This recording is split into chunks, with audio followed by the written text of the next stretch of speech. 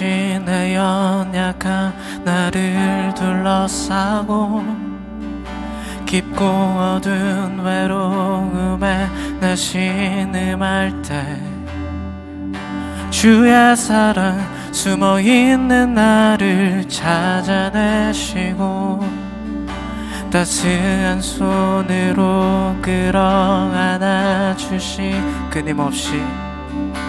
끊임없이 내 연약한 나를 둘러싸고 깊고 어두운 외로움에 나 신음할 때 주의 사랑 숨어있는 나를 찾아내시고 따스한 손으로 끌어안아 주신 내 다함 없는 주의 사랑 어제나 오늘이나 변함없네 다함 없는 주의 사랑 비교할 수 없는 그 신사랑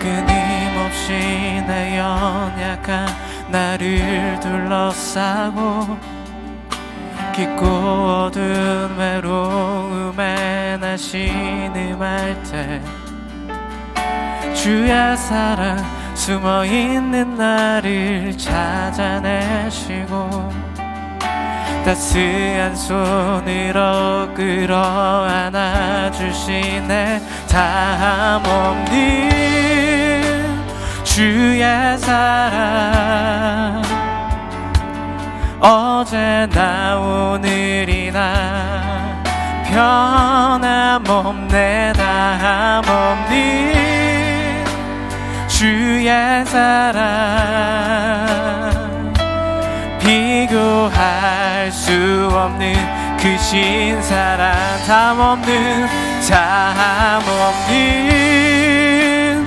주의 사랑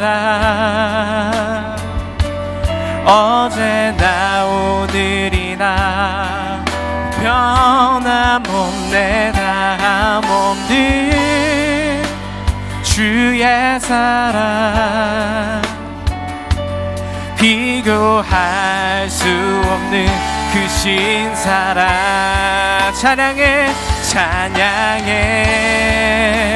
주님의 사랑 경배해 영원한 이름 찬양해 주님의 사랑 경배해 영원한 예수 찬양해 주님의 사랑 오 경배해 영원한 이름 찬양해 주님의 사랑 경배해 영원한 예수 다함 없는 주의 사랑 어제나 오늘이나 변함없네 다함 없는 주의 사랑 비교할 수 없는 그 신사랑 다함 없는 주의 사랑 어제나 오늘이나 변함없네 다함 없는 주의 사랑 우리를 향해 변치 않으시는 그 한결같은 사랑 우리가 소리 높여 찬양합니다. 다함 없는 주의 사랑 어제나 오늘이나 변함없네 당함없는 주의 사랑 비교할 수 한 번 더 참 없는 비교할 수 없는 참 없는 주의 사랑 어제나 오늘이나 늘 변함없네 다함없는 주의 사랑 비교할 수 없는 그 신사랑 다함없는 주의 사랑 어제나 오늘이나 변함없네 다함없는 주의 사랑 비교할 수 없는 그 신사랑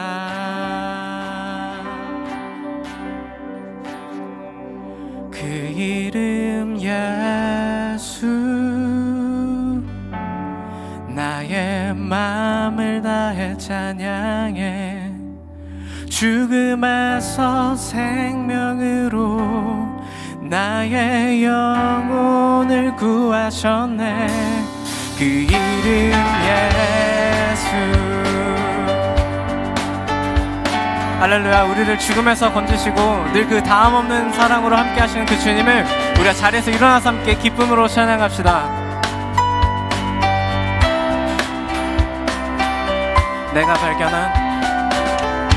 내가 발견한 참 소망 무엇보다 더 귀하신 나의 구원자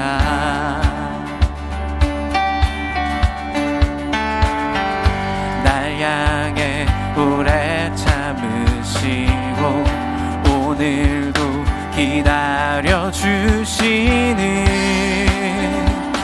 나의 하나님 아멘 그 이름 예수 나의 마음을 다해 찬양해 죽음에서 생명으로 나의 영혼을 구하셨네 그 이름 예수 한 번 더 우리를 찾아오신 그 사랑을 노래합시다. 나를 찾아오신 사랑 무엇보다 더 귀하신 나의 구원자 그분은 길이요 진리요 생명이 이 땅에 유일한 소망 나의 하나님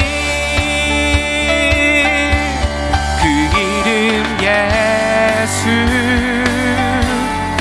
나의 마음을 다해 찬양해 죽음에서 생명으로 나의 영혼을 구하셨네 그 이름 예수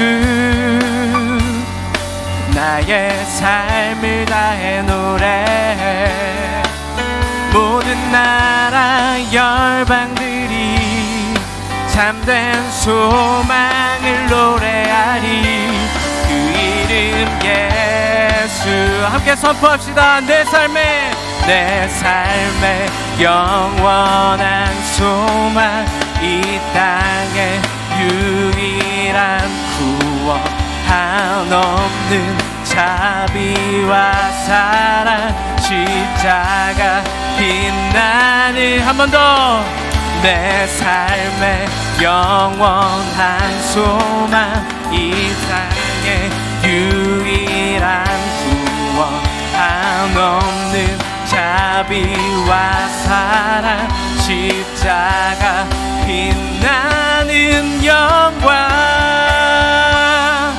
그 이름 예수 나의 맘을 다해 찬양해 죽음에서 생명으로 나의 영혼을 구하셨네 그 이름 예수 나의 삶을 다해 노래해 모든 나라 열방들이 참된 소망을 놓 그 이름 예수 그 이름 예수 나의 마음을 다해 찬양해 죽음에서 생명으로 나의 영혼을 구하셨네 그 이름 예수 내 모든 삶을 나의 삶을 다해 노래해 모든 나라 열방들이 참 한 번 더 우리의 유일한 소망 되신 그 이름을 노래합시다 그 이름 예수 나의 마음을 다해 찬양해 죽음에서 생명으로 나의 영혼을 구하셨네 그 이름 예수 나의 감을 다해 찬양해 모든 나라 열방들이 참된 소망을 노래하리 그 이름 예수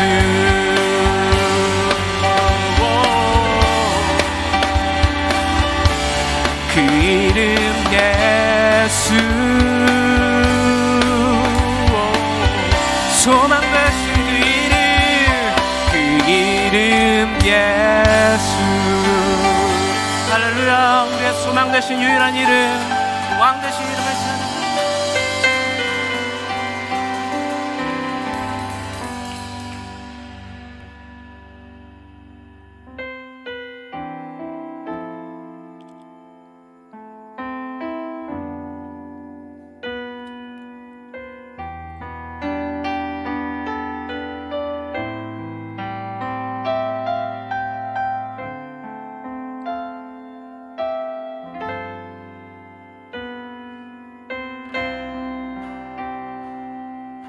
찬양했습니다. 나의 사랑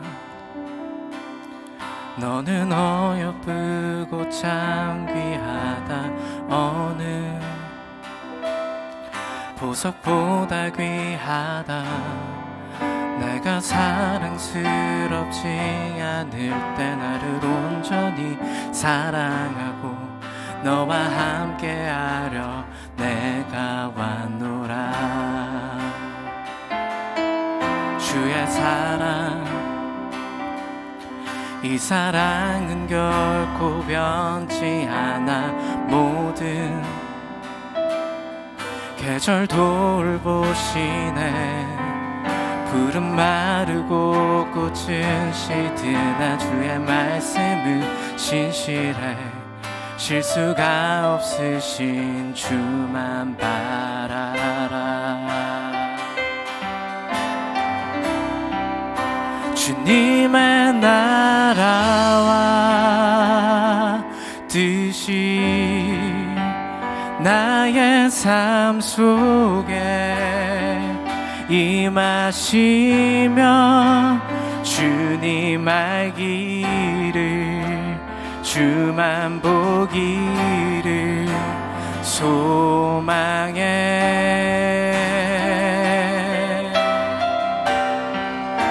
거룩히 살아갈 힘과 두려움 없는 믿음 주신 나의 하나님 완전한 사랑 찬양해.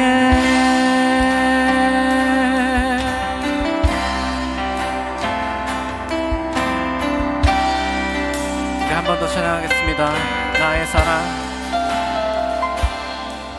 나의 사랑, 너는 어여쁘고 참 귀하다. 어느 계절보다 귀하다. 내가 사랑스럽지 않을 때 너를 온전히 사랑하고 너와 함께하려 내가 왔노라. 주의 사랑, 주의 사랑, 이 사랑은 결코 변치 않아. 모든 계절 돌보시네. 풀은 마르고 꽃은 시드나 주의 말씀은 신실해. 실수가 없으신 주만 바라라. 주님의 나라와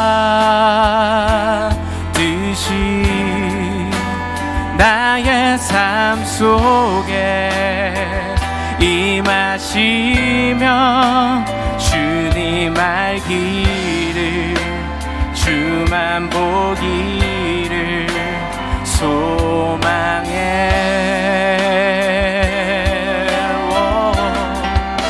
거룩히 살아갈 힘과 두려움 없는 믿음 주실 나의 하나님 완전한 사랑 찬양해.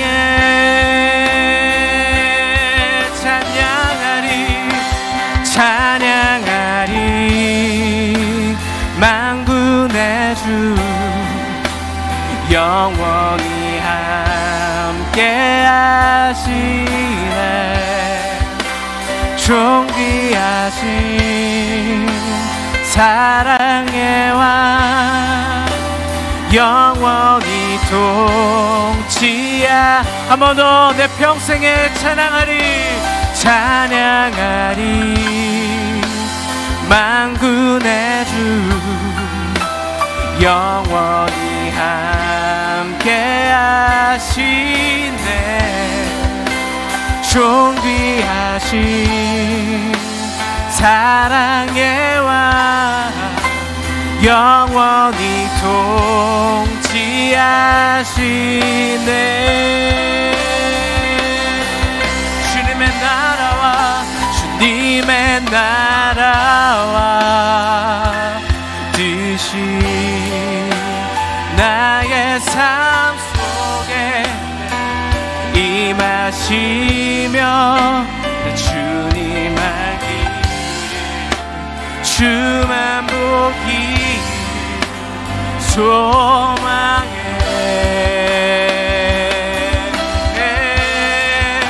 거룩히 살아갈 힘과 두려움 없는 믿음 주신 나의 하나님 완전한 사랑 찬양. 한 번 더 우리가 우리의 믿음으로 선포합니다. 주님의 나라와 주님의 나라와 뜻이 나의 삶 속에 임하시며 주님 알기를 주만 보기를 소망해.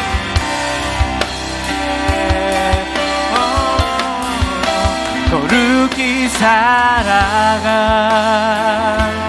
힘과 두려움 없는 믿음 주신 나의 하나님 그 완전한 사랑 찬양해. 선포하라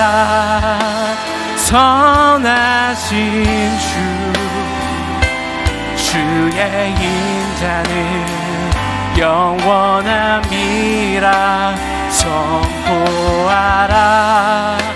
선하신 주의 인자는 영원함이 선포하라. 선포하라. 내 선하신 주의 인자 영원해. 영원해. 선하신 주의 인자. 한 번 더 그 크신 주님의 이름을 찬양할지어다. 선포하라. 선하신 주의 인자는 영원함이라. 선포하라. 선하신 주의 인자는 영원함이라. 주님, 우리가 그 주님의 선하심과 주님의 신실하심을 선포합니다. 주님의 선하심을 찬양합니다. 영원토록 변치하신 주님의 사랑, 변함없이 우리를 지키시는 이 다음 없는 사랑을 찬양하고 선포합니다. 우리 입술로 주님의 이름을 찬양합니다. 주님의 이름을 부르십니다. 영원함이라.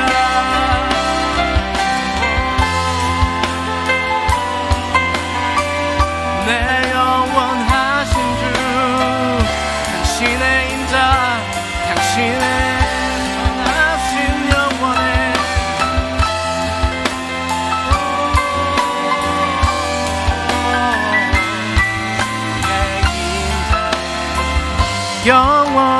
영원함이라.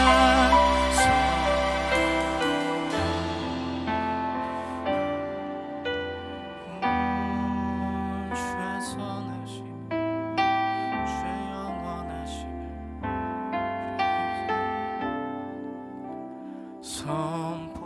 선포하라. 내 선하신 주의 인자는 영원함이라. 선포하라.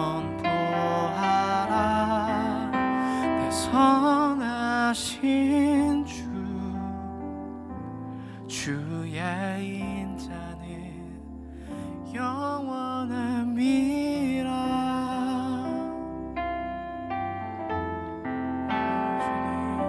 주님의 신실하심과 주님의 선하심, 주님의 인자와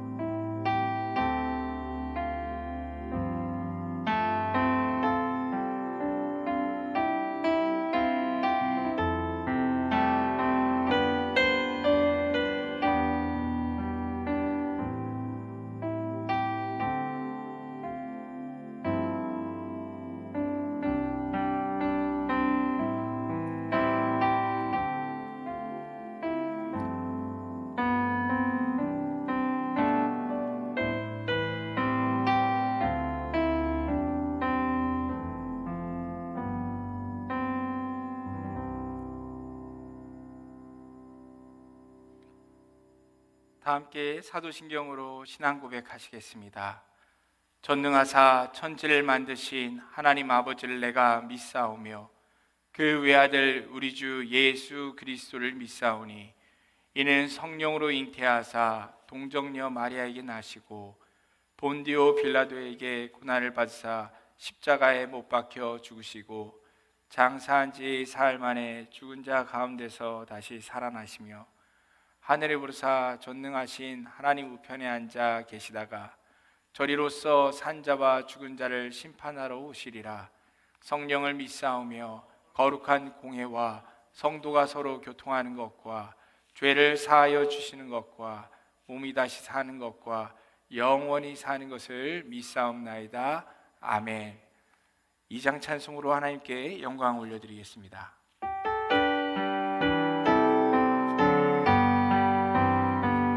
찬양 성부 성자 성령 성삼위일체께 영원 무궁하기까지 영광을 돌리세 영광을 돌리세. 아멘. 김지현 집사님 나오시면 기도해 주시겠습니다.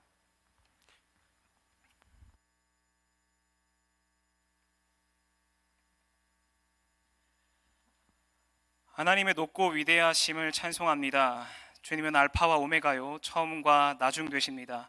우리의 구속자요 모태에서 우리를 지으신 자요 만물을 지으시며 하늘을 폈으며 홀로 땅을 펼치신 분입니다. 우리를 유익하게 가르치고 마땅히 행할 길로 인도하십니다. 독생자를 주셨으니 그를 믿는 자마다 멸망하지 않고 영생을 허락하신 분입니다. 오늘 우리가 이곳에 모인 이유가 이것이니 성경이 증거하는 하나님을 영화롭게 하고 영원토록 기뻐하기 위함입니다. 영접하는 자 곧 그 이름을 믿는 자들에게는 하나님의 자녀가 되는 권세를 주신다고 하셨으니 각자의 인생과 살아온 시간이 다른 우리가 이곳에 모일 수 있는 이유는 우리가 이 사실을 믿기 때문입니다. 우리는 다 양 같아서 그릇 행하여 각기 제 갈 길로 갔거늘 여호와께서는 우리 모두의 죄악을 그에게 담당시키셨기 때문입니다. 비록 죄 많은 우리지만 감사함으로 그의 문에 들어가며 찬송함으로 그의 궁전에 들어가오니 우리의 예배를 받아주시옵소서.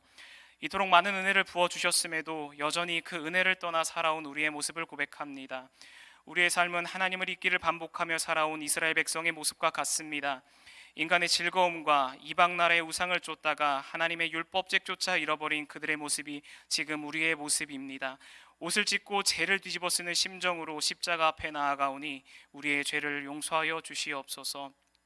무화과 나무가 연하여 지고 잎사귀를 내면 여름이 가까운 줄 알라 하셨으니 우리는 더욱더 깨어서 냉철하게 이 시대를 분별하기를 원합니다. 세속적 인본주의는 인간을 위한다는 더없이 좋은 명분으로 끝도 없이 우리의 삶 깊숙이 들어오고 있습니다. 성경적 가치가 인간적 가치가 우선신되는 이 세상 가운데서 영과 진리로 세상을 분별하는 지혜를 허락하여 주시옵소서. 그래서 지금 우리 승동교회 청년부의 역할이 무엇보다 중요합니다.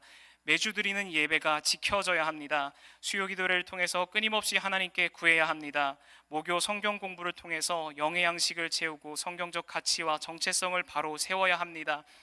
요시야 왕 때에 유다 모든 사람과 예루살렘 주민과 제사장들과 선지자들과 모든 백성이 노소를 막론하고 여호와의 성전 안에서 발견한 언약책을 읽어 마음과 뜻을 다하여 여호와께 순종하기로 언약한 것처럼 청년부 모두가 같은 마음으로 모여 하나님 앞에 나아가야 할 때입니다. 비록 우리의 모습은 무너진 예루살렘 성전과 같았지만 하나님은 느헤미야와 같은 김상윤 목사님을 우리 가운데 목자로 세우셨습니다. 새로운 임원들을 세우셨으며 수요 기도회와 모교 성경 공부 모임을 만들어서 청년들을 다시금 일으켜 세우고 계십니다. 더 나아가 곧 있을 청년부 수련회를 통해서 우리의 영을 새롭게 하시고 다시 세워질 리더와 셀을 통해서 청년부 공동체를 견고하게 세우실 것임을 믿습니다. 하나님이 세우신 자들을 반드시 기억하여 주사 기름 부으신 김상윤 목사님이 청년 사역 중에 지치지 않게 하시고 하나님의 말씀을 바르게 대언할 수 있는 영적 지도자가 되게 하여 주시옵소서. 이제 하나님을 만나지 못하는 나라는 제목으로 출애굽기 44장의 말씀을 전할 때에 목사님에게 먼저 은혜가 있게 하시고 그 은혜가 우리 청년들 가운데 맑은 물소리로 흘러들어가서 한 주를 살아낼 수 있는 힘이 되게 하여 주시옵소서. 언제나 청년부를 앞에서 끌어가는 임원들, 예배를 준비하는 찬양팀, 뒤에서 청년들을 위해서 애쓰는 부장집사와 교사들을 기억하셔서 청년들에게 바른 방향을 제시하고 함께 하나님의 나라를 향해 나아갈 수 있는 믿음과 은혜를 허락하여 주시옵소서. 아직 이 자리에 나오지 못한 자들의 걸음을 속히 재촉하시고 이 자리에 나온 모든 청년들이 함께 예배하는 기쁨을 누리기를 원합니다. 코로나로 인해 잠시 주춤하기도 했지만 이것이 우리 공동체의 핑계가 될 수 없습니다. 날마다 마음을 같이하여 성전에 모이기를 힘쓰고 집에서 떡을 떼며 기쁨과 순전한 마음으로 음식을 먹고 하나님을 찬미할 때에 온 세상이 이를 칭송하며 우리 청년부를 통해 구원받는 사람들을 날마다 더하게 하실 것임을 믿습니다. 이렇게 할 때에 우리가 주님을 찬송하지 않을 수 없사오니 한편으로는 주님 앞에 기뻐 뛰던 다윗과 같은 마음으로, 한편으로는 주님 앞에 신을 벗어 거룩하고 떨리는 마음으로 나아갔던 모세와 같은 마음으로 모든 청년이 이와 같은 마음으로 하나님 앞에 나아가게 하여 주시옵소서. 주님의 높고 위대함을 찬송하오며 이 모든 말씀 우리 주 예수 그리스도의 이름으로 기도드립니다. 아멘.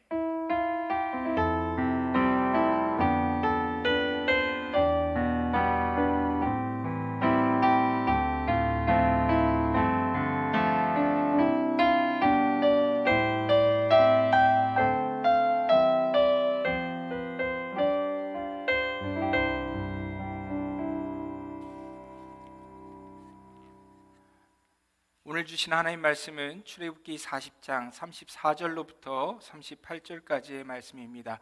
함께 자리에서 일어나셔서 하나님께서 주시는 말씀 우리 교독함으로 받도록 하겠습니다. 읽겠습니다. 구름이 회막에 덮이고 여호와의 영광이 성막에 충만하매 모세가 회막에 들어갈 수 없었으니 이는 구름이 회막 위에 덮이고 여호와의 영광이 성막에 충만함이었습니다. 구름이 성막 위에서 떠오를 때에는 이스라엘 자손이 그 모든 행진하는 길에 앞으로 나아갔고 구름이 떠오르지 않을 때에는 떠오르는 날까지 나아가지 아니하였습니다. 함께 읽겠습니다. 낮에는 여호와의 구름이 성막 위에 있고 밤에는 불이 그 구름 가운데에 있음을 이스라엘의 온 족속이 그 모든 행진하는 길에서 그들의 눈으로 보았더라. 아멘. 이 말씀은 하나님께서 저에게 주시는 말씀입니다. 자리에 앉으셔도 좋습니다.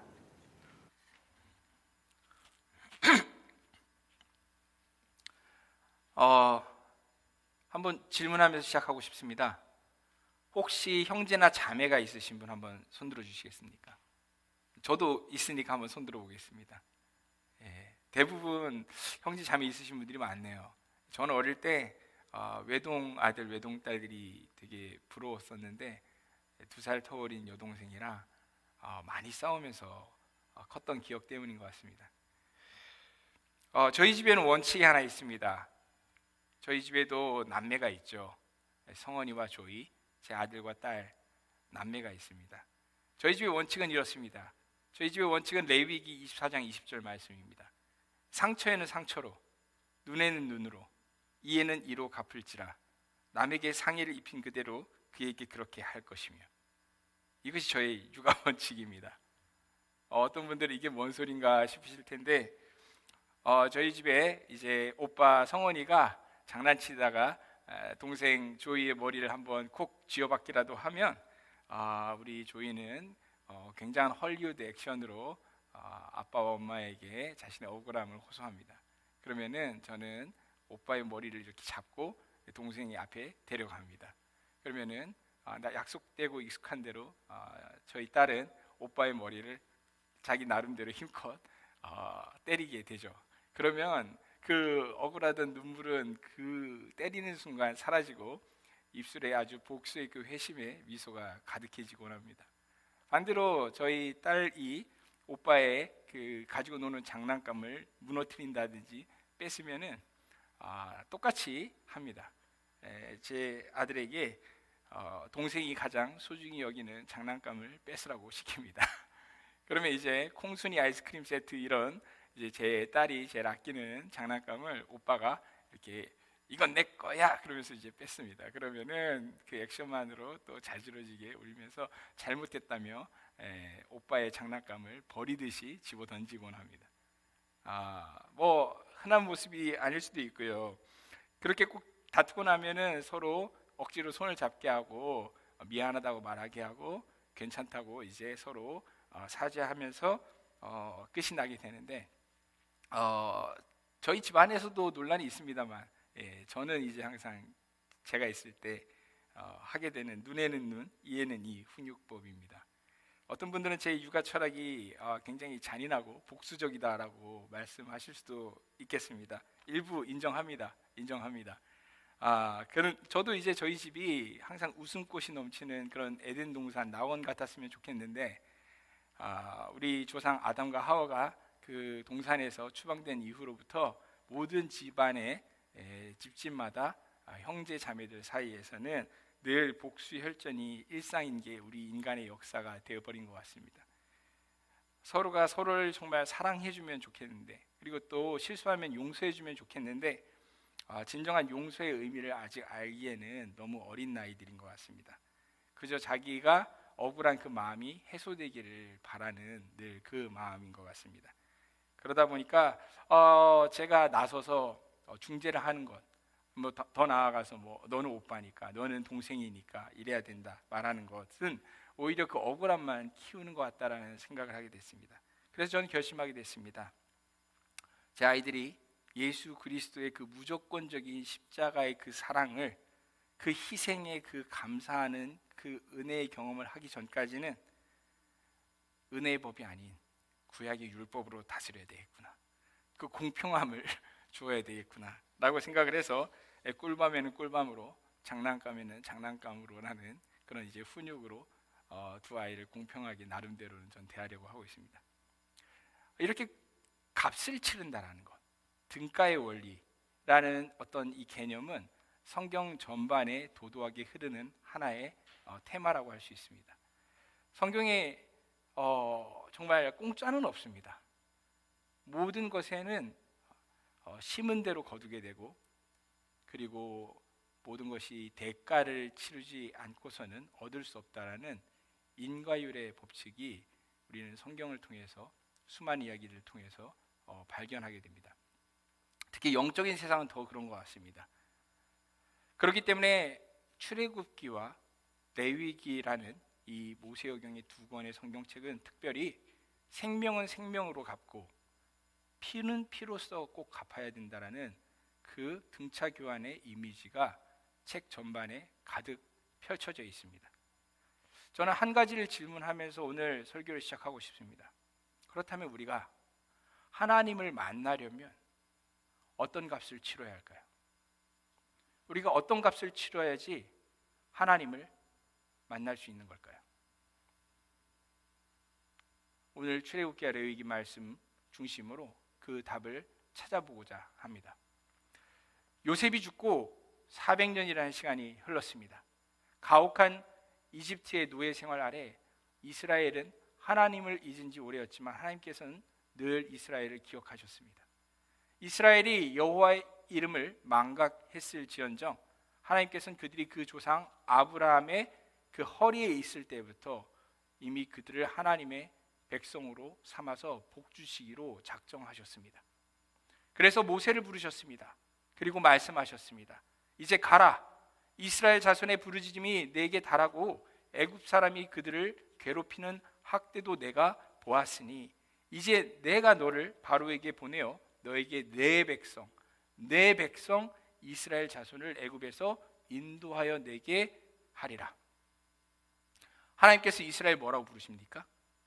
내 백성 이스라엘 자손, 내 백성이라고 부르십니다. 하나님께서 정말 이스라엘의 하나님이셨습니다. 애굽의 그 파라오가 이스라엘은 하나님의 것이 아니라 나의 것이다, 뺏길 수 없다라고 주장하면서 그들이 광야로 나갈 것을 막았습니다. 그러자 하나님께서는 10가지 재앙으로 애굽을 치셨습니다.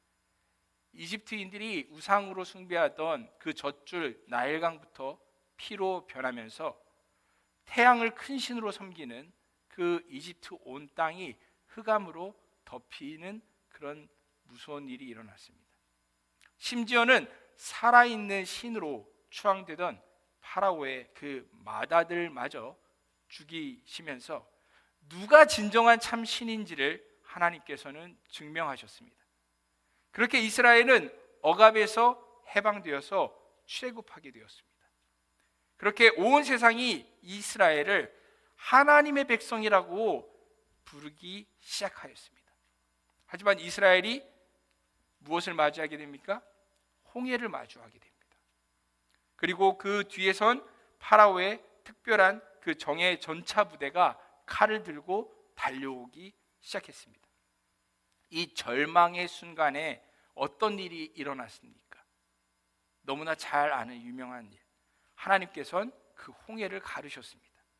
그리고 자기 백성을 바닷속 그 마른 땅으로 걸어가게 만드셨습니다. 만일 어떤 살아있는 사람이 바다 밑바닥을 밟았다라고 하는 것은 그것은 물에 삼켜져서 죽게 되었다라는 의미일 것입니다. 그런데 좌우로 바닷물이 벽을 이루고 있는 그 홍해를 온 이스라엘이 건넜습니다. 그 말은 이스라엘이 홍해에서 그 옛적의 모습은 다 죽어지고 그 반대편 광야로 나올 때 그들은 새로운 이스라엘로 다시 태어나게 되었다라는 의미인 것입니다.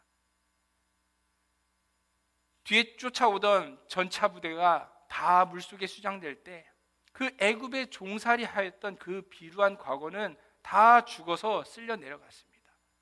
이제 하나님의 진정한 백성으로서 거듭난 이스라엘이 광야를 걷기 시작한 것입니다. 그렇게 하나님을 만나는 자리로 하나님의 거룩한 산 신의 산을 향하여서 걷기 시작했습니다. 하나님을 만나러 가는 길도 결코 쉽진 않았습니다. 목마름과 배고픔이 있었고 모든 것을 다 태워버리는 듯한 더위, 그리고 아말렉 족속의 습격과 같은 그런 직접적인 위협도 생겼습니다. 그러나 하나님께서는 반석에 물을 내시고 만나와 메추라기로 그들을 먹이시고 불기둥과 구름기둥으로 그들을 보호하며 인도하시며 여호와 니시의 이름으로 아말렉을 물리쳐 승리하게 하셨습니다. 그렇게 이집트 땅을 떠난 지 3개월 만에 마침내 이스라엘은 목적지, 바로 하나님을 만나는 그 자리 신의 산에 도착하게 됩니다.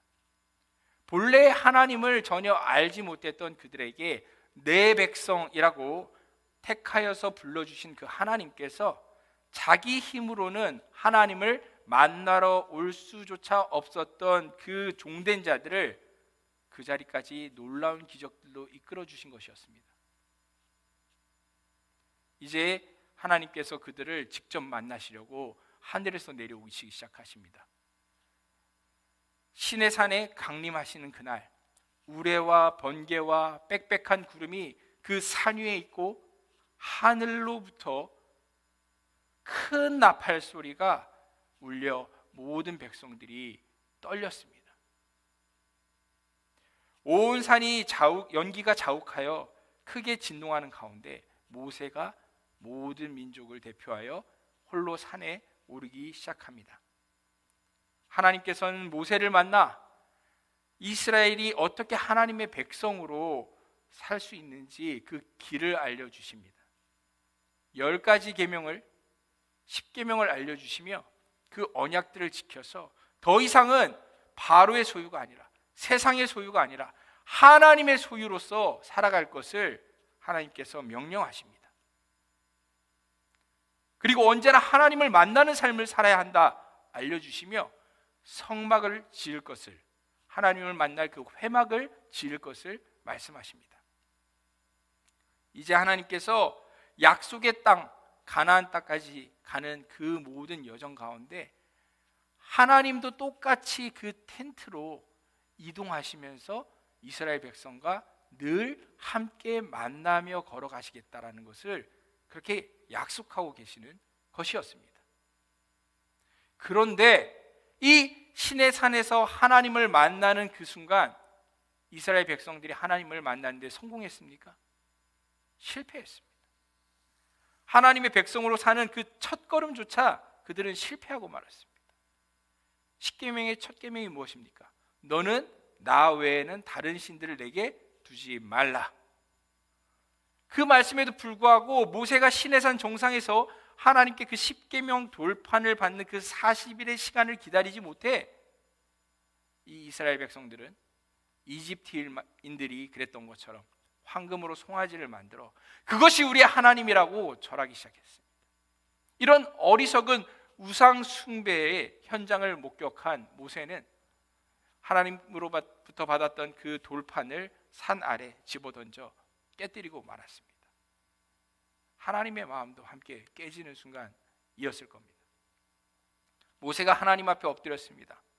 그 민족의 죄를 용서해 주시기를 회개했습니다.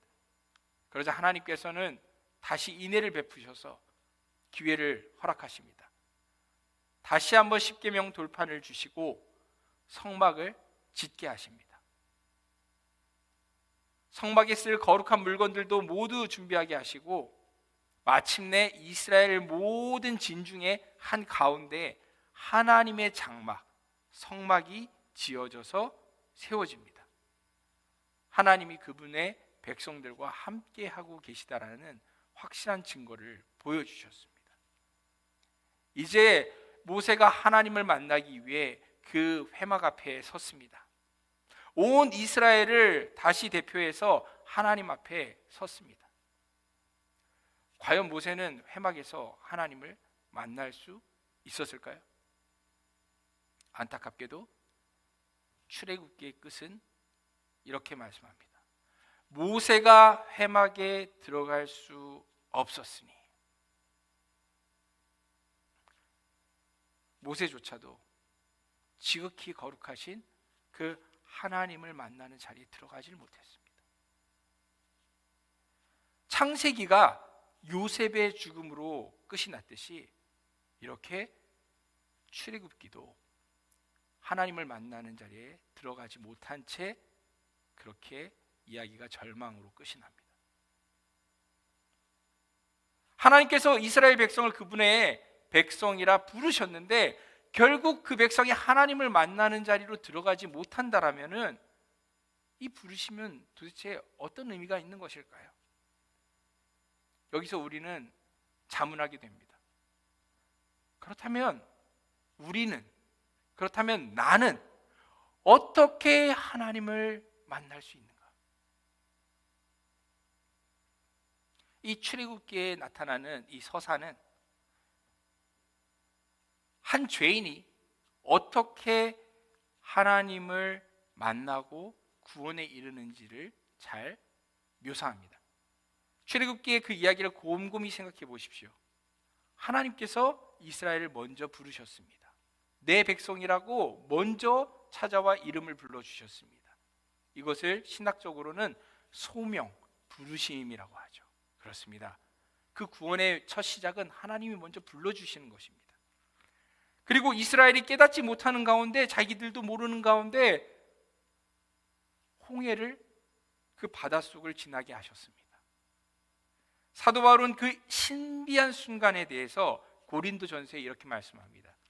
이렇게 그들은 모두 구름과 바다 속에서 세례를 받아. 놀라운 이야기입니다. 이스라엘이 그날 홍해를 지난 것은 단순히 이집트 군대를 피하는 하나님의 방법이 아니었고 온 민족이 한 번에 물을 통과하면서 같이 세례를 받는 순간이었다라고 말하고 있습니다. 세례가 무엇입니까? 물속에 우리가 잠길 때, 그 물이 우리 머리 위로 흘러내릴 때 우리는 죽고 옛사람은 죽고 새 사람이 다시 태어나게 된다라는 그런 의미가 있지 않습니까? 이것을 뭐라고 말합니까? 신학에서는 중생이라고 합니다. 거듭났다는 것입니다. 다시 태어났다는 겁니다. 하나님이 불러서 하나님의 백성이 나도 모르는 가운데 하나님의 은혜 가운데 태어나 버리는 겁니다. 하나님의 백성으로 만들어져 버리는 겁니다. 그렇게 생명을 받아버립니다. 에스겔서의 그 환상 가운데 골짜기의 마른 뼈들이 이미 죄로 죽어 있었던 그 무력한 존재들이었는데 하나님께서 그들에게 말씀하시니, 명령하시니, 성령이 임하시니 그 뼈들이 일어나서 군대가 된 것처럼 하나님을 알지도 못했던 마른 뼈다귀 같은 존재들이 하나님을 알게 됩니다. 하나님을 나의 하나님이라고 고백할 수 있는 믿음조차 없었던 이들이 어느 순간 나도 모르게 하나님을 나의 하나님이라고 고백하며 그렇게 믿음으로 살아가기 시작합니다. 왜요? 하나님께서 나도 모르는 사이에 나에게 이미 생명을 주셨기 때문에, 나를 나도 모르는 사람이 나도 모르는 사이에 바람이 불어오는 것처럼 내가 나도 모르는 사이에 변화되어서 그 성령의 바람에 변화되어서 다시 태어났기 때문인 것입니다. 그제서야 우리는 죽어 있을 때는 깨닫지 못했던 하나님을 깨닫고, 죽어 있을 때는 몰랐던 하나님의 그 부르심을 듣게 됩니다. 그래서 하나님께를 향하여 우리도 모르게 걸어가기 시작합니다. 하나님을 만나야 되겠다라는 마음을 가지고 하나님께 나아가기 시작합니다. 하나님의 그 은혜를 찬양하며 성막을 향하여서 하나님을 만나는 자리를 향해서 나아갑니다. 그런데 모든 이 구원받은 죄인들이 경험하는 이 다음 단계가 바로 모세가 경험한 것처럼 하나님을 만나야 되겠는데, 분명 여기서 내가 하나님을 만나야만 된다는 것을 알고 있는데 하나님을 만나지 못한다는 것입니다. 내가 하나님을 경험해야 되는데, 하나님이 분명히 계시다라는 것은 내가 믿어지는데, 머릿속으로는 알겠는데, 느껴지는데, 그런데 하나님을, 살아계신 하나님을 인격적으로 내가 만나지를 못하는 그 안타까운 벽에 부딪히는 순간이 온다라는 것입니다. 왜 그럴까요? 값이 치러지지 않았기 때문입니다. 세상엔 공짜가 없습니다. 하나님을 만나려면 값을 치러야 됩니다. 죄인이 하나님을 만난다면 무엇으로 우리가 값을 치러야 하나님을 만날 수 있는 걸까요? 여기서 우리가 만나는 단어가 바로 대속 혹은 속량, 죄사함의 말씀입니다. 그렇습니다. 생명은 생명으로, 피는 피로, 무언가가 우리를 위해서 그 생명의 피를 흘려주지 못했기 때문에 하나님을 만나지 못하는 것입니다. 그 사실을 깨닫기 위해서 이스라엘 백성들은 시내산 아래 1년이라는 시간을 더 머물러야 했습니다. 그 시간 동안 하나님께서는 어떻게 하나님을 만날 수 있는지 하나님을 만나는 방법을 알려주셨습니다. 여러 가지 제사와 명절을 통하여서 어떻게 하면 거룩하신 하나님을 만날 수 있는 백성이 될 수 있는지, 어떻게 하면은 그 피 흘림의 제사를 통하여서 그 제사장들의 그 피 흘림의 수고를 통하여서 거룩하신 하나님께 감히 나아갈 수 있는지, 어떻게 우리가 정결한 삶을 핏부림 받아 하나님을 닮은 거룩한 삶을 살 수 있는지를 이스라엘 백성들이 배우게 되었는데, 그것을 가르쳐주는 말씀이 바로 레위기의 말씀인 것입니다. 그 레위기의 가장 절정, 가장 깊숙한 곳에 있는 것이 바로 16장의 말씀인데요, 그 16장은 한 가지의 명절을 집중적으로 다루고 있습니다.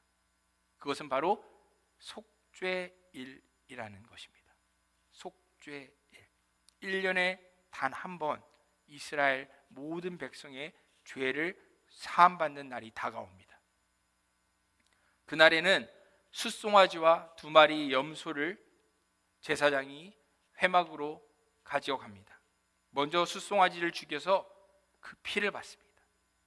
제사장은 그 피를 가지고 하나님의 그 십계명 언약의 돌판이 된 그 언약궤가 있는 지성소로 들어갑니다. 1년에 단 한 번 그 자리로 들어갑니다. 그리고 하나님이 그 임재하시는 약속의 자리, 그 법궤의 덮개, 그 천사들의 날개 사이에 그 덮개 위에 7번 그 피를 뿌립니다. 그리고 다시 나와서 2마리 염소 중에 1마리를 제비 뽑아 죽입니다. 그리고 다시 그 피를 받습니다. 그리고 그 피를 가지고 다시 그 언약궤로 들어가 7번 완전하게 그 피를 다시 뿌립니다. 다시 나옵니다. 남아있는 것이 무엇입니까? 살아있는 염소 1마리가 있었겠죠. 그 염소 머리에 피 묻은 손을 얹습니다. 그리고 이스라엘의 그 한 해 동안의 모든 죄를, 하나님의 백성임에도 불구하고 알고 지은 죄, 모르고 지은 죄, 모든 이 백성의 죄를 그 불의와 행한 것을 고백합니다. 그 죄가 그 염소에게 온전히 전가되기를, 모든 백성의 죄가 이 염소 머리 위에 다 전해지기를 기도하고 난 다음 그 마지막 살아있는 염소, 아사셀의 염소라고 불리는 그 염소는 이스라엘을 떠나 저 멀리 광야로 갑니다. 다시는 돌아오지 못할 광야로, 그 백성의 죄를 머리에 이고 다시 돌아오지 못할 그 광야 끝 절벽까지 갑니다. 그곳에서 던져집니다. 온 백성의 죄와 함께 그 염소가 던져집니다. 굴러 떨어져서 그 몸이 깨어져 피를 흘립니다.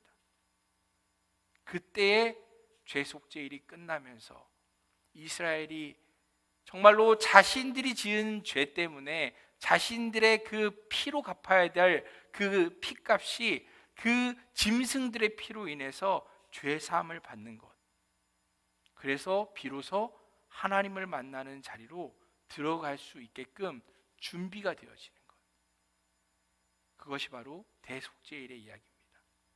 이 모든 이야기의 중심에 있는 한 가지 키워드가 무엇입니까? 단 한 글자, 피입니다. 그렇다면 과연 이 레위기의 1년이 지난 후에 모세는 하나님을 만날 수 있었을까요? 이스라엘은 하나님을 만날 수 있었을까요? 레위기 다음 권인 민수기 1장 1절은 이렇게 시작합니다. 이스라엘 자손이 애굽 땅에서 나온 후 둘째 해 둘째 달 첫째 날에 여호와께서 시내 광야 회막에서 모세에게 말씀하여 이르시되, 할렐루야. 유월절 어린 양의 피로 죽임당하지 않고 출애굽한 이스라엘이 레위기의 그 속죄의 피를 통하여서 드디어 회막에 들어가게 되었습니다. 하나님을 만나게 되었습니다. 만일 이스라엘 백성들이 하나님, 그렇습니다, 저희가 죄인입니다, 저희 죄를 용서해 주세요라고 입술로 하나님 앞에 죄를 시인하고 고백했으면 그 죄가 다 사해졌을까요? 그리고 하나님 만나 주셨을까요? 아닙니다. 그렇게 간단한 문제가 아닙니다. 히브리서는 말씀합니다. 율법을 따라 거의 모든 물건이 피로써 정결하게 되나니 피 흘림이 없은즉 사함이 죄 사함이 없느니라. 피 흘림이 없이는 절대 죄 사함이 일어날 수가 없습니다. 그것은 하나님이 정하신 생명의 인과율입니다. 오직 피로서만이 피값을 치를 수 있습니다. 그러면 이제 우리는 이 출애굽기와 레위기의 말씀을 묵상할 때 우리에게 질문하게 됩니다. 그렇다면 우리가 하나님을 만나기 위해선 무엇이 필요한가? 정답은 명확합니다. 우리에게도 피가 필요합니다. 우리에게도 여전히 피가 필요합니다. 레위기의 그 속죄일에 뿌려졌던 짐승의 피는 1년이 지나고 나면 다시 뿌려져야 되는 일시적인 값에 불과합니다.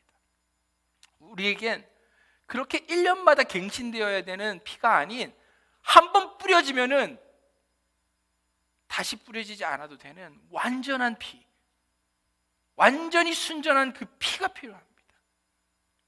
레위기에서 그 피 뿌리는 제사장들이 하나님께 제사를 드리려고 들어갔다가 자신들의 그 죄와 허물이 해결되지 않았을 때에는 그들은 자신의 생명조차 하나님 앞에서 감히 지킬 수가 없었습니다. 제사장들조차도 죄 때문에 하나님 앞에 서면 죽었습니다. 그런데 제사장들이 우리에겐 더 이상 남아있지도 않고요, 더 나아가서 피 뿌리는 제사가 이루어지던 성전도 더 이상 남아있지 않습니다.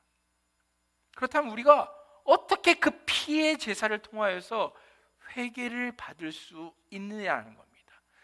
어떻게 그 피로 말미암아 우리가 죄 사함을 받을 수 있느냐는 겁니다.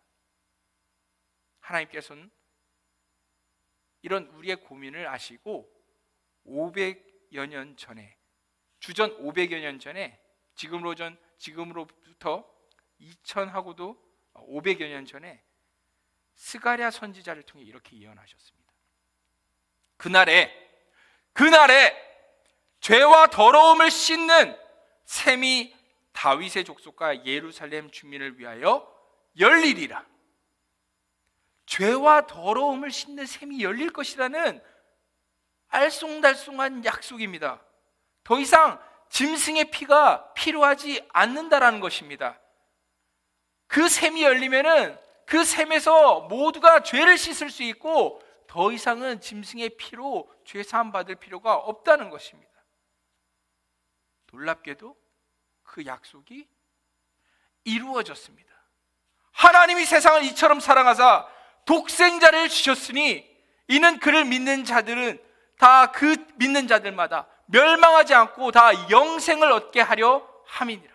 사랑은 여기 있으니 우리가 하나님을 사랑한 것이 아니요 하나님이 우리를 사랑하사 우리 죄를 속하기 위하여 화목제물로 그 아들을 보내셨습니다. 우리가 아직 죄인 되었을 때에 그리스도께서 우리를 위하여 죽으심으로 하나님께서 우리를 향한 자기의 사랑을 확증하셨느니라. 거룩하신 하나님께서 이 자격 없는 우리 죄인들을 먼저 사랑해 주셨습니다. 택하여 주셨습니다. 그래서 이 죄인들을 위해서 자기 독생자를 주셨습니다. 죄 없으신 그 아들을 십자가에 달려서 피 흘려 죽게 하셨습니다. 어떻게 죄인의 피로 다른 죄인의 피값을 갚을 수가 있겠습니까?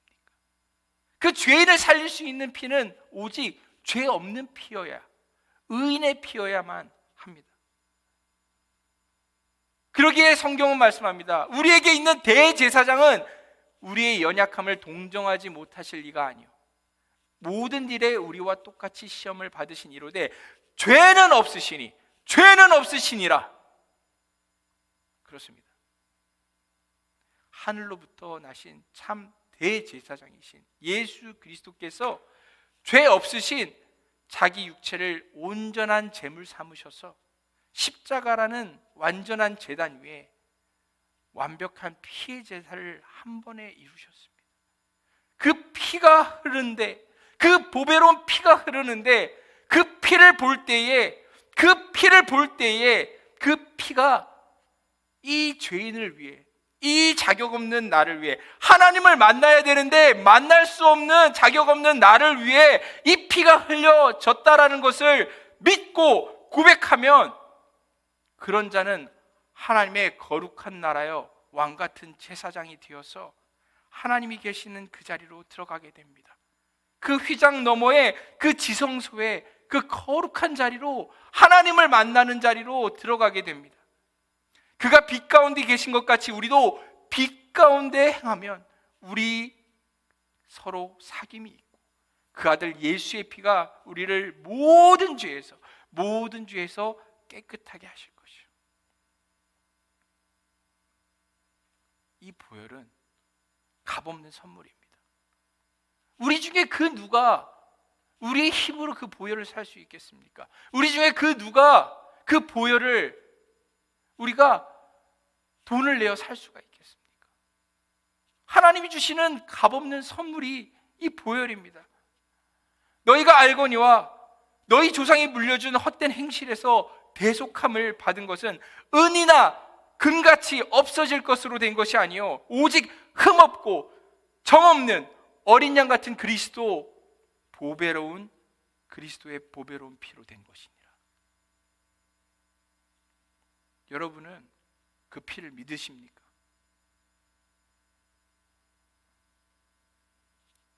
그리스도의 그 거룩한 피가 바로 당신을 위해 흘려진 것을 여러분은 믿으십니까? 왜 아직도 살아계신 하나님을 만나지 못하고 계십니까? 이렇게 예배 자리에 나오시는데, 평생을 교회 생활을 했는데, 나는 크리스천이라고 그렇게 말하는데 왜 살아계신 하나님을 만나지 못하고 계십니까?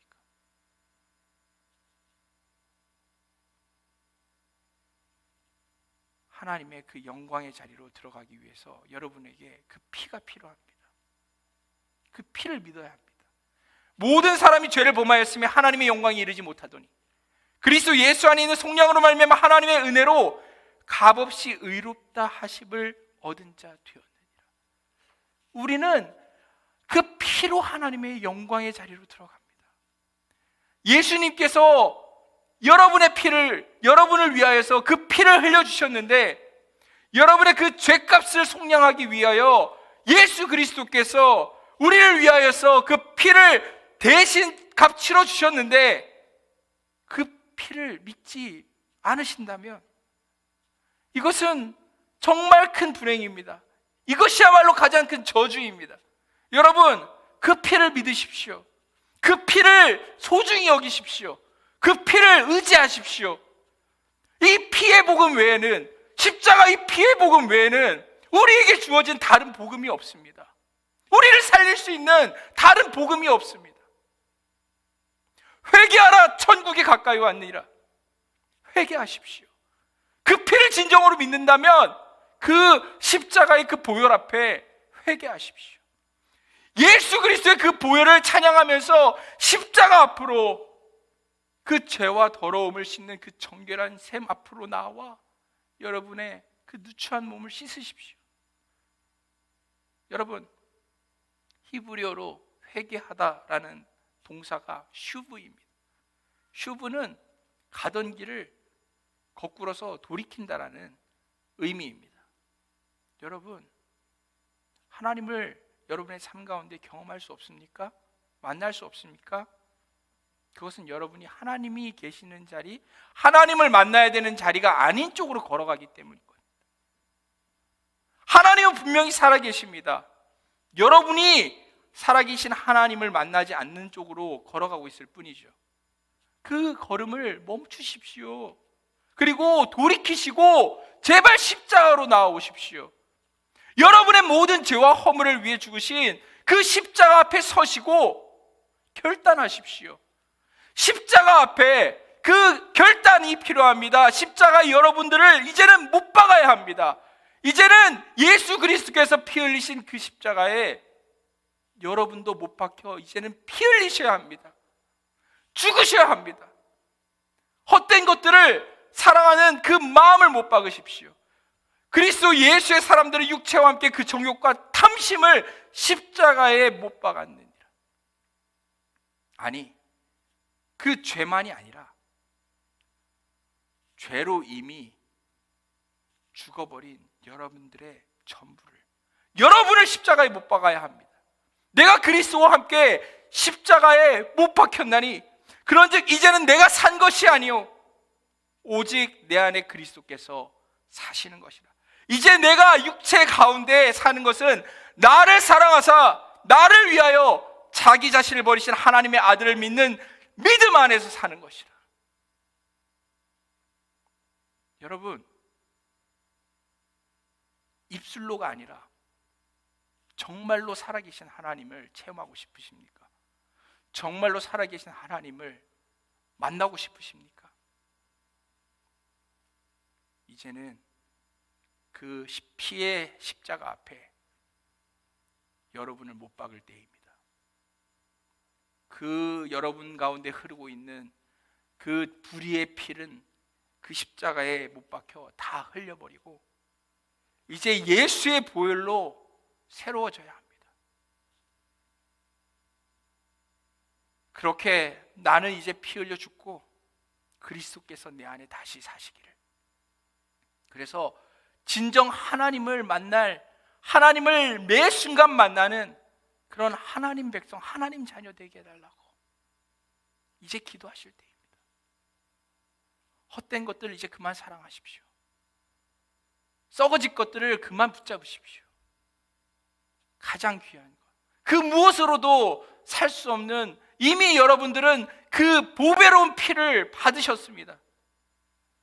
이제 그 보배로운 그 피의 의미가 무엇인지 깨닫게 하여 주시기를, 그리고 날마다 그 피를 사모함으로써 하나님 앞에 거룩한 삶으로 걸어가기를, 하나님을 만나는 그 자리로 걸어갈 수 있기를 기도하십시오. 회개할 때입니다. 여러분, 회개할 때입니다. 내가 내 인생의 왕인 줄 알고 착각했던 삶, 하나님을 반역하고 하나님의 것을 훔쳤던 삶. 왜요? 내 인생이 내 것이 아닌데 하나님의 것인데 내 마음대로 하는 것 자체가 하나님의 것을 도적질하는 것이 아니고 무엇입니까? 하나님의 성전인 이 육체를 내 마음대로 더럽히는 것이 하나님을 대적하는 반역하는 삶이 아니고 무엇이겠습니까? 이제는 하나님의 그 은혜 안에 십자가 앞에 머리 숙이십시오. 그럴 때 여러분들의 숙인 머리 위로 주님의 발끝으로 떨어지는 그 보혈이 여러분을 깨끗게 하실 것입니다. 만일 우리가 우리 죄를 자백하면 그는 미쁘시고 의로우사 우리 죄를 사하시며 우리를 모든 불의에서 깨끗하게 하실 것이요. 주님, 제가 주님께로 갑니다. 주님 못 박히신 그 피 묻은 십자가로 저의 발걸음 멈춰 돌이켜 돌아갑니다. 하나님 부르신 그 자리로, 하나님 만나야 하는 그 자리로 나아갑니다. 이 자격 없는 자를 위해, 이 죄인을 위해 하나님의 어린 양이 죽으셨습니다. 제가 달려서 저주받아야 될 그 나무 위에 하나님의 아들께서 달리셨습니다. 하나님, 저를 용서해 주시옵소서. 하나님의 것을 날마다 도둑질하고 살았고 하나님이 주신 이 생명을 날마다 하나님을 대적하는 데에 허비하며 살았습니다. 그런 저를 위해 주님 상처 입으시고 그런 저를 위하여서 매맞으시고 이런 자격 없는 자를 위하여서 짓밟혀 주시고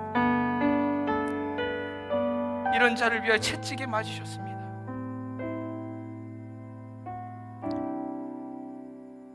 항상 저는 하나님 앞에 불의로 행하였는데 하나님께서는 끝없는 사랑으로 저에게 대해 주셨습니다. 주님께서 흘리신 그 피에 감사드립니다. 그 피를 찬양합니다. 이제 저는 십자가에 죽기 원합니다. 저는 사라지게 하여 주시고 이제 주님께서 제 삶 가운데 사셔서 제 삶을 다스려 주시옵소서. 저의 전부가 되어 주시고 하나님 아버지를 만나는 그 자리로 저를 인도하여 주시옵소서. 예수 그리스도의 이름 받들어 기도드리옵나이다. 아멘.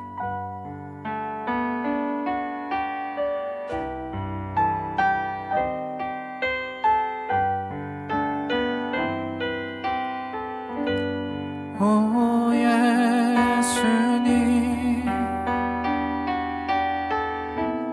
내가 옵니다. 못 박히신 십자가 앞에 그 큰 사랑 눈물에 겨워 울며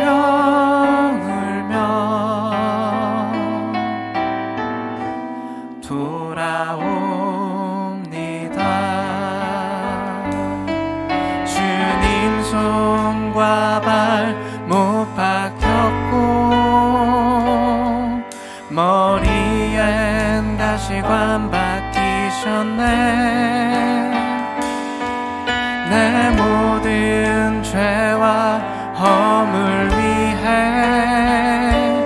말없이 피 흘려 주셨네. 오 예수님, 나의 손 잡고 이제부터 영원까지 구주가 되옵소서. 오 예수님 내가 옵니다. 내가 옵니다. 못 박히신 십자가 앞에 못 박히신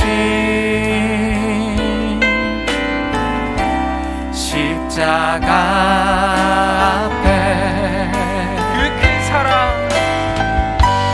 그 큰 사랑 눈물에 겨워 눈물에 겨워 울며 울며 돌아갑니다. 울며 울며 돌아옵니다. 주님 손과 발 못 박혔고 머리엔 가시관 박히셨네. 내 모든 죄와 허물 위해 말없이 피 흘려주셨네. 오 예수님 나의 손 잡고 이제부터 영원까지 내 구주가 되옵소서. 이제부터 영원까지 내 구주가 되옵소서. 우리 이 시간 주님의 보혈을 의지하면서 그 십자가 앞에 머리 숙여서 우리를 정결하게 하시는 그 피의 샘 가운데 은혜를 구하며 이 시간 기도하기 원합니다. 하나님, 이 죄인 손잡아 주시옵고 이제 저는 사라지고 주님으로 사는 인생 되게 하여 주시옵소서. 그래서 하나님 만나는 것뿐만이 아니라 하나님께서 제 인생을 정말로 하나님께서 제 인생을 다스려 주심이 세상이 알게 하여 주시옵소서. 우리 함께 이 시간 주님 한번 부르짖고 기도하겠습니다. 주여!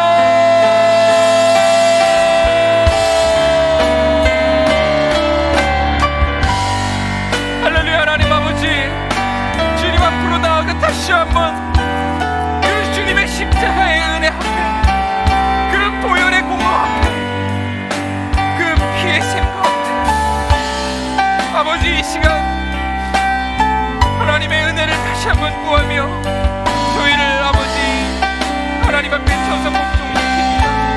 주여 머리 숙여 무릎 꿇어 주님께 간절히 구하오니 주여 주님의 그 못자국난 손길로 이 주인의 손을 잡아 주시옵소서.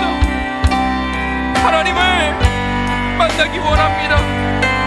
하나님을 비옵는 자리로 나아가기를 원합니다. 이 연약한 자는 아버지 할 수 없사오니 오직 어린 양 예수의 피로 그 피로 아버지의 은혜를 입음으로 하나님 앞으로 나아가기 원합니다. 그 지성소로 기상검으로 하나님의 그 영광의 임재로 하나님 나아가기를 원합니다. 주님, 나는 죽고 우리 주님께서 인생을 살아주시기를, 십자가에서 이제 나는 사라지고 우리 주님께서 부활하셔서 이 삶 가운데 살아주시기를 하나님 간구합니다. 주님의 그 사랑으로 저를 충만케 하여 주시옵소서. 이제 아버지 하나님의 것을 더 이상 도적질하지 않게 하여 주옵소서. 아버지 이제는 더 이상 하나님을 입술로만 하나님을 믿는다, 이제 머리로만 하나님이 살아계신다 하는 것이 아니라 이 작고 작은 삶 가운데 크신 하나님이 살아계심이 드러나는 인생 살게 하여 주시옵소서. 이 세상 가운데 하나님이 살아계심을 공변하는 인생 살게 하여 주시옵소서. 하나님 십자가의 그 은혜를 알게 하옵소서. 그 보혈의 신비를 알게 하여 주시옵소서. 그 피를 의지하오니 이제부터 영원까지 저의 구주가 되어 주시옵고 이 죄인을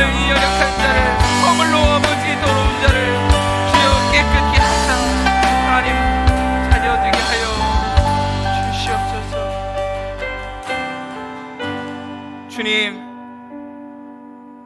하나님 백성이라, 하나님 믿는다, 저희가 입술로는 말하였지만 저희 행동으로는 하나님은 없다, 저희가 이 세상 가운데 하나님을 멸시하고 살았습니다. 믿음이 없이는 하나님을 기쁘시게 하지 못하는데, 우리는 십자가의 그 보혈의 공로를 깨닫지도 못했고 그 복음을 믿지도 않아 우리의 삶으로 하나님이 없는 것처럼 행동하고 살아왔습니다. 하나님, 이 죄인들 용서하여 주시옵소서. 그러기에 저희는 하나님을 대적한 이들이요, 하나님 나라에 저희는 역도들입니다. 하지만 주님께서 저희를 사랑해 주시고 도저히 저희는 이해할 수 없는데, 나는 이해할 수 없는데 하나님께서 이 작은 자를 사랑해 주시니 이 놀라운 비밀을 저희가 어찌 깨닫겠습니까? 하오나 주님, 바라옵건대 한 가지 깨닫게 하여 주시옵소서. 그 십자가의 보혈을 믿을 때에 정말로 십자가에서 내가 죽고 부활하신 주님께서 내 인생에 사실 때에 그것이 참 복이라는 것을, 하나님을 만나는, 정말 나를 그렇게 사랑하시는 그 하나님 아버지를 만나는 유일한 길이라는 것을 하나님께서 저의 삶 가운데 함께하여 주옵소서.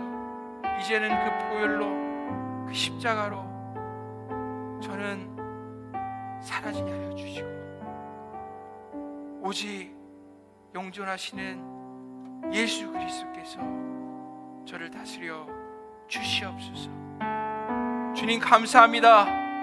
저의 모든 간구에 넘치도록 응답하시고 작은 소원에도 귀하게 응답하신 우리 주님을 찬양합니다. 그렇습니다. 그 고백한 심령 가운데, 간구한 그 목소리 가운데 주님께서 이제부터 큰 일을 이루실 줄로 믿습니다. 주님, 하나님의 놀라운 일이 우리 공동체 가운데 일어날 줄을 믿사오니 주여, 저희로 오직 홍해 앞에 선 자들처럼 주를 찬양하게 하옵소서. 감사합니다. 주님 사랑합니다. 예수 그리스도 이름 받들어 기도 올리옵나이다. 아멘. 지금은 우리 주 예수 그리스도의 십자가 은혜와 그 아들을 주신 하나님 아버지의 사랑하심과 도저히 깨닫지 못할 그 복음을 믿는 믿음 주시는 성령님의 감동감화 역사하심이, 예수 그리스도의 그 십자가의 보혈을 원하는 그 죄사함을 통하여서 하나님을 만나기를 원하는, 그래서 이 작은 삶 가운데 하나님이 살아계심을 세상 가운데 보이기를 소원하는 그 모든 하나님 앞에서 간절한 심령들 가운데, 그리고 그 사실을 정말 알아야 되는 잃어버린 저 양들에게도 이제로부터 영원까지 십자가의 보혈의 그 놀라운 은혜가 함께 있을지어다. 아멘.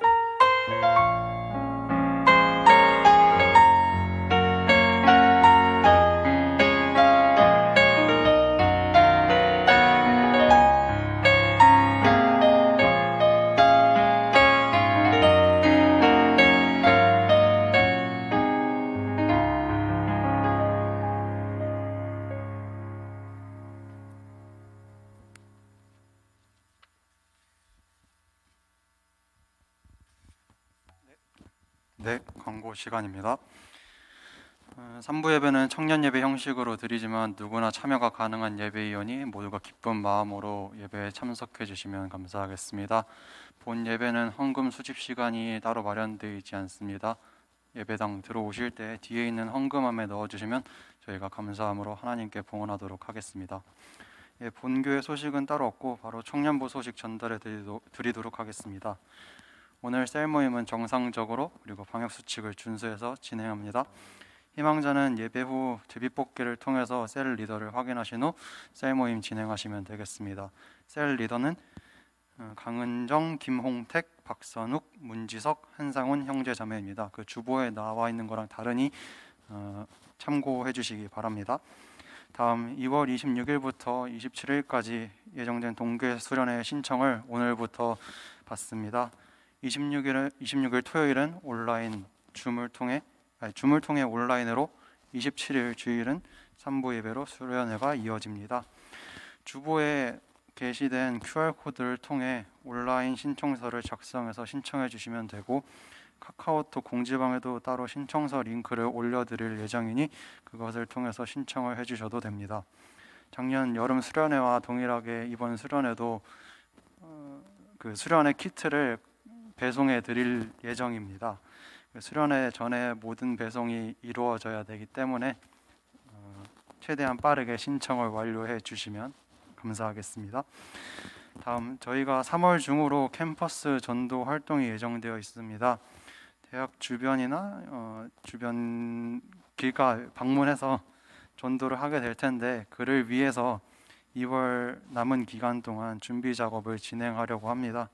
전도의 열정을 가지고 있거나 가진 은사로 전도를 함께 해나갈 TF 위원을 모집하니 마음이 있으신 분들은 김상인 목사님께 직접 신청을 하시면 되겠습니다. 다음, 상반기 장학금 수여식 일정이 변경되었습니다. 원래 2월 20일 주일이었는데 2월 27일 주일 저녁 예배로 변경되었습니다. 대상자들에게는 다음 주 내로 연락이 갈 예정이니 수여식 일정에 맞춰서 개인 일정도 미리 조정 부탁드리겠습니다.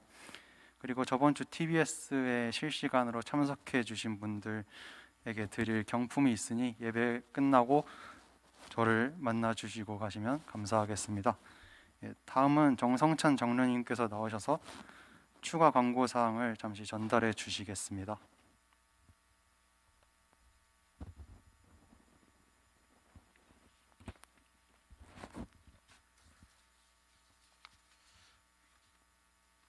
안녕하세요. 섬기고 있는 정성찬 장로입니다. 제가 광고 시간에 온 것은 두 가지 사항 때문입니다. 간단히 말씀을 드릴게요. 시간을 제가 짧게 좀 하겠습니다. 첫째는 작년부 장학금 관련한 내용이고, 둘째는 3.1절 기념 예배를 3월 첫 주일에 드리게 되었는데 청년부가 적극적으로 참여해 주셔야 되겠고, 또 거기에서 청년부가 해야 할 필요한 역할이 있어서 제가 그걸 부탁을 드리기 위해서입니다. 먼저 청년부 장학금 관련 내용입니다. 우리 교회가 청년부에 장학금을 지급하고 있는데 이 장학금에 대해서 궁금해하는 분이 좀 있고, 또 잘못 전달된 부분이 있어서 제가 이것은 오늘 분명히 요약해서 한번 핵심적인 부분만 간단히 말씀을 드리고 가겠습니다. 교회 장학금은 금액이 많고 적음을 떠나서 주시는 분은 우리 하나님이십니다. 그래서 귀하게 여기셔야 됩니다. 둘째로는 평가하는 항목이 있습니다. 신청하는 모든 지체들에게 지급한다면은 더할 나위 없이 좋겠지만은 재원의 한계가 있고, 또 최선을 다해 섬기는 지체가 있는가 하면 그렇지 못한 부분도 있기 때문에 평가할 수밖에 없다. 그래서 평가 항목을 보면 예배 참여도는 어떤가, 섬김 활동은 무엇을 하고 있는가, 양육 과정에는 참여하고 있는가, 이런 것이 되어 있는데, 방금 우리 총무님 말씀하셨다시피 3월 달부터 시작되는 이 전도 항목도 앞으로는 들어갑니다. 평가 항목을 보면은 좀 4가지 정도 되는데, 여기에 특별한 상황이 없으면 거의 이 4가지 가지고 평가하신다고 보시면 되겠습니다. 지급 시기와 평가 기간은 어떻게 되느냐, 이런 질문도 합니다. 전반기 장학금은 2월에 지급이 됩니다. 평가 대상 기간은 전반기는 작년도 7월에서 12월입니다. 왔다 갔다 안 합니다. 앞으로 후반기 장학금은 8월에 지급이 되고, 그 평가 대상 기간은 당해년도 1월에서 6월이 됩니다. 다만 신입생이나 복합생들은 이 기간을 적용하기가 어려울 수가 있어요. 이럴 때는 장학위원회에서 별도 여러 가지를 고려해서 평가를 하고 있다는 말씀을 드립니다. 넷째로는 이제 이게 중요한 것 같아요. 균등지급이냐 차등지급이냐. 차등지급이 원칙입니다. 예를 들어서 생각해 보는 겁니다. 어떤 A라는 지체는 예배 참여도가 100%고 섬기기도 하고 있고 뭐 전도도 했고 이랬습니다. 근데 B라는 지체는 주일 예배 참여도가 30%고 전도나 섬김도 없고 이러면 이걸 똑같이 주는 것은 문제가 있어요. 누가 이의 제기할 수도 있고. 그래서 차등 지급이 원칙이다. 뭐 그렇다고 그래서 금액이 큰 차이가 나는 건 아니에요. 일단 차등 지급이 원칙이다 이렇게 했고, 만약에 평가를 했는데 이 평가 점수가 거의 비슷해요. 이러면 차등 지급이 원칙이지만 금액은 거의 비슷하게 균등저급처럼 나가겠죠. 이걸 이해하시면 되겠고, 금액은 또 얼마 정도 되느냐 이런 이야기가 있어요. 여러분들도 뭐 그 교회 다신 그 친구들 들어보시면 알지만 금액은 제대로 말은 안 해줄 거예요. 근데 제가 파악한 서울의 10개 교회를 보면 8개 교회가 100만 원입니다. 그러니까 대다수 교회가 100만 원 지급해요. 그 다음에 50만 원 지급하는 데가 있고 150만 원 지급하는 데는 한 군데가 있는데 거기는 50, 100, 150 이렇게 나눠져 있습니다. 그러면 여기서 우리 승동교회는 얼마를 지급하느냐? 금액을 뭐 일일이 세세히 밝히지는 못하지만 우리 교회의 평균 지급액도 서울시 대다수 교회가 지급하고 있는 그 금액보다는 적지는 않다 이런 말씀을 드리고, 장학위원회에서는 청년 여러분 한 분에게라도 더 좀 혜택이 돌아가도록 노력을 하고 있다는 이런 말씀을 드립니다. 여기까지 이제 장학금 마치고요. 3월 첫 주일 3월 6일입니다. 1, 2부 예배 시에 우리 교회가 3.1절 기념주일 예배로, 자체 기념주일 예배로 처음으로 드립니다. 129년 만에. 청년부부터 유아 유치부까지 모든 교육부서가 참여하도록 결정이 되었습니다. 뭐 여러분들이 더 잘 아시면 우리 승동교회는 일제 압제 속에서 19년 3.1운동 당시에 그 청년회장 김원복 지사가 만세운동을 앞장섰고, 또 우리 하층기도실에서 독립선언서를 등사한 그런 역사적인 교회입니다. 그래서 저도 가슴이 뛰지만 우리 청년들, 특별히 우리 김원복 지사가 청년 면녀회장했는데 이걸 생각하면 가슴이 좀 뜨거울 거라고 생각이 되고요. 그래서 우리 청년들에게 특별히 부탁을 드립니다. 부담스러운 이야기일 수도 있지만은 도저히 교회에 나올 수 없는 불가피한 일이 없다면은 전원 참석해 주십사 이런 말씀을 드리고, 그날 아울러서 들어올 때 모든 성도님들께 태극기가 지급이 됩니다. 그래서 이 앞에서 예배 중에 회장님이 가운데 서시고 양쪽에 청년들 4분씩 해서 총 9분이 앞에서 서가지고 만세 선창으로 되어 있어요. 대한독립 만세. 그러면 1, 2부 예배 때 다 그렇습니다. 그래서 좀 힘드시지만 그걸 적극 협조해 주십사 하고, 그 9분에게는 남자는 나아지, 여자분은 그 미디엄, 그렇게 해서 태극기 문양이 그려진 티를 입습니다. 그렇게 해서 협조해 주십사 이런 말씀이고, 제가 원칙은 Q&A를 좀 하려고 그랬는데 시간을 제가 많이 뺏는 것 같아서 제가 말씀만 드리고, 여기에 대해서 질문이 있으면 회장님을 통해서 해주시면 제가 상세한 답변 드리도록 하겠습니다. 이상입니다. 감사합니다.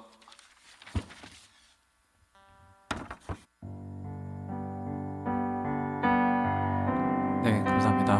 광고 마치겠고요. 우리 자리에서 일어나서 마지막 찬양으로 예배 마치도록 하겠습니다. 내 눈 주의 영광을 보네. 우리 가운데 계신 주님, 그 빛난 영광 온 하늘 덮고 그 찬송 온 땅 가득해. 내 눈 주의 영광을 보네. 찬송 가운데 서신 주님, 주님의 얼굴은 온 세상 향하네. 권능의 팔을 드셨네. 영광 이곳에 가득해. 우린 선해 주님과 함께 찬양하며 우리는 전진하리. 모든 열방 주 볼 때까지 주님과 함께하는 우리의 삶에 주의 영광 이곳에 가득해. 우린 선해 주님과 함께 찬양하며 우리는 전진하리. 모든 열방 주 볼 때까지. 모든 열방 주 볼 때 우리의 삶을 통해 모든 열방 주 볼 때까지. 할렐루야. 하나님 승리하세요. 축복합니다.